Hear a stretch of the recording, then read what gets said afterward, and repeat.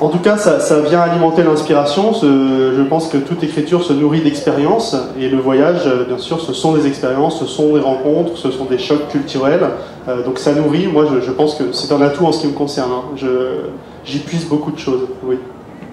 Et alors, on va continuer un peu quand vous étiez petit, quand vous étiez enfant. Quel genre d'élève vous étiez? Est-ce que vous étiez studieux? Est-ce que vous aviez de bonnes notes? Est-ce que...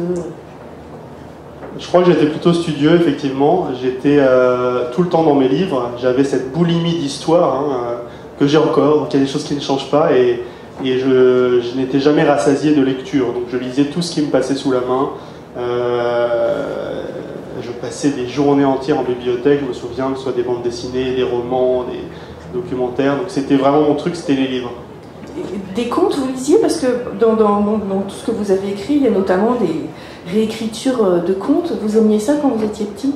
J'adorais ça, et même avant que je sache lire, donc quand on me les racontait, j'avais déjà cette boulimie d'histoire en moi hein, qui précède la lecture, et je demandais à chaque fois à mes parents, à mes proches de me raconter des contes et de me les raconter encore et encore jusqu'à ce que je les connaisse par cœur comme des chansons. Et je sais pas oui, j'ai trouvé quelque chose vraiment qui me fascinait, et j'ai gardé ce goût pour les contes en étant adulte, et notamment à travers mon travail d'écrivain, parce que je trouve que ce sont des histoires fascinantes qui semblent très simples en surface, mais qui ont un abîme de sens. On peut toujours creuser dans un conte, on est sûr d'en ramener des choses, d'en ramener des perles, c'est insondable en fait, un conte. Et c'est ça que j'adore, cet aspect effectivement très riche, et également leur plasticité, c'est-à-dire le fait qu'on peut les re-raconter, les réinventer, et on retombe toujours sur nos pieds. On peut les déformer, on peut leur donner un autre aspect, on peut les mettre dans une autre époque, et il y a quand même des motifs qui reviennent.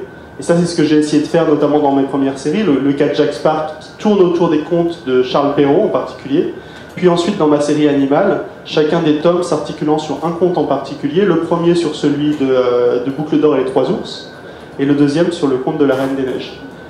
Et en travaillant autour des contes comme ça, j'ai appris à mieux les connaître, et notamment à connaître leurs différentes catégories, les différentes familles de contes. Et à ce titre, Animal est intéressant parce que ça illustre bien les deux grandes familles de contes, les contes qu'on appelle folkloriques et les contes dits littéraires. Les contes folkloriques, ce sont des contes de tradition orale que les gens se racontaient à la veillée, autour du feu, avec des motifs assez simples, mnémotechniques, pour se rappeler du conte. Et très souvent, on a ces énumérations. Et notamment dans le conte de Boucle d'Or, hein, si vous vous en souvenez, c'est cette petite fille qui se perd dans la forêt. Elle trouve une chaumière abandonnée, elle est affamée, elle est très fatiguée, elle rentre dans la chaumière, elle voit 3 chaises, elle s'assied sur une des 3 chaises, sur la table abandonnée se trouvent 3 bols, elle va boire dans l'un des 3 bols, et puis épuisée, elle s'endormira dans l'un des 3 lits.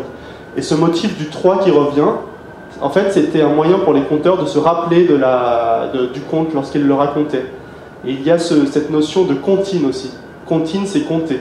1, 2, 3... C'est Marie-Charlotte Delmas, en fait, qui est une grande habituée des Imaginales, qui n'est pas là malheureusement cette année, qui m'a appris ça, et je trouve que c'est très vrai pour le conte de Boucle d'Or, qui ensuite a été couché par le papier au 19e siècle par un écrivain anglais qui s'appelait Robert Southey, mais à l'origine c'était vraiment un conte oral. Comme l'étaient les contes de Perrault, les contes des frères Grimm, c'était des contes que les gens se racontaient, et eux ils sont allés dans les chaumières, ils sont allés recueillir les contes pour en faire des recueils qu'on connaît aujourd'hui. À l'opposé, on a un auteur comme Hans Christian Andersen, qui a écrit La Reine des Neiges, qui a écrit La Petite Sirène et tant d'autres. Et lui, il a écrit à partir de rien. Il a vraiment fait un travail d'auteur, et c'est pour ça qu'on appelle ces contes-là des contes littéraires. Ceci dit, quand on creuse, même dans les contes littéraires comme ceux d'Andersen, on retrouve des influences mythiques, mythologiques, dont lui-même n'avait pas forcément conscience, et que j'ai essayé un peu d'exhumer, de faire ressortir dans le 2e tome d'Animal, La prophétie de la Reine des Neiges. Et on retrouve effectivement des figures de la mythologie viking, scandinave, nordique, dans les contes d'Andersen, tout simplement parce que c'était la culture dans laquelle il baignait. Et il y a l'idée aussi, pour Boucle d'Or, m'a-t-il semblé, d'écrire ce qui n'est pas écrit. Par exemple, qui est cette fille ? D'où elle vient, on ne la connaît pas, un jour elle rentre dans une maison, mais qui elle est. C'est grisant ça d'écrire ce qui n'a pas été écrit par les autres. C'est extrêmement grisant. Moi j'adore tous les jeux littéraires, le fait de s'appuyer sur des œuvres du passé. Les livres pour moi sont des choses vivantes, hein, des histoires qui revivent à chaque fois qu'un nouveau lecteur ouvre le livre et se l'approprie. Donc j'aime bien établir ce dialogue à travers le temps, entre les histoires, entre les auteurs. En particulier le conte de Boucle d'Or est venu d'un rêve très simple. c'est l'histoire que je raconte à chaque fois qu'on parle de ce livre, mais c'est comme ça vraiment qu'il est né. J'étais dans une forêt profonde, et il y avait cette chaumière dont je m'approchais sans jamais réussir à l'atteindre. Je me suis réveillé en sursaut, et j'ai repensé à ce moment-là au conte de Boucle d'Or, que j'avais, pour ainsi dire, oublié. Je l'ai relu, et c'est à ce moment-là que je me suis rendu compte que ce conte de Boucle d'Or est très atypique. Il est très différent de tous les autres contes, parce qu'il n'a pas de fin fermée. Presque tous les contes se terminent par ils se marièrent, ils eurent beaucoup d'enfants, c'est vraiment une fin fermée. Dans le conte de Boucle d'Or, c'est tout l'inverse.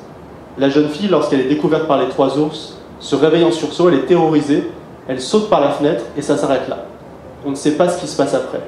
On ne sait pas qui elle était vraiment, on ne sait pas ce qui lui arrive. Et là, pour moi, c'est devenu une mission, presque une obsession. Il a fallu que je retrouve la trace de Boucle d'Or. Que j'essaye d'inventer ou de retrouver qui était Boucle d'Or et ce qui lui arrivait après. Et également, qu'est-ce qu'elle a vraiment vu dans cette chaumière, au-delà de ce que nous dit le conte. Et c'est comme ça qu'est né ce livre, La malédiction de Boucle d'Or, qui pour moi a été mené comme une enquête. Je me suis renseigné, quand j'ai commencé à l'écrire, sur l'époque à laquelle on avait pour la première fois couché sur le papier le conte de Boucle d'Or. Et cet auteur dont je parlais tout à l'heure, Robert Southey, a écrit donc pour la première fois le conte de Boucle d'Or dans les années 1830. Et je me suis dit, c'est à cette époque qu'il faut que je situe mon roman, donc dans l'Europe post-napoléonienne, qui a été cette Europe qui est en pleine reconstruction, qui a été morcelée, recomposée par les guerres de Napoléon, où la France se cherche entre la nostalgie de l'Ancien Régime et l'aspiration de la République. On est sous la monarchie de Juillet encore. Et on commence sur cette jeune femme qui s'appelle Blonde, qui a 17 ans, qui a été déposée dans un couvent à sa naissance, au cœur de la forêt vosgienne, un lieu très isolé. Elle est destinée à prendre le voile et à devenir religieuse quand elle aura 18 ans. Mais la veille de son 18e anniversaire, un vieil homme va rentrer par effraction dans sa cellule et lui remettre un dossier qui détient, dit-il, les clés de son passé. Et là, elle va avoir un choix à faire, soit garder la voie toute tracée de sa vie de religieuse, soit s'enfuir. S'enfuir à la recherche de son passé, s'enfuir à la recherche de ses origines, et mener cette enquête que j'ai menée moi-même en tant qu'auteur sur les traces du conte de Boucle d'Or. Donc ça, c'est l'histoire d'Animal, la malédiction de Boucle d'Or.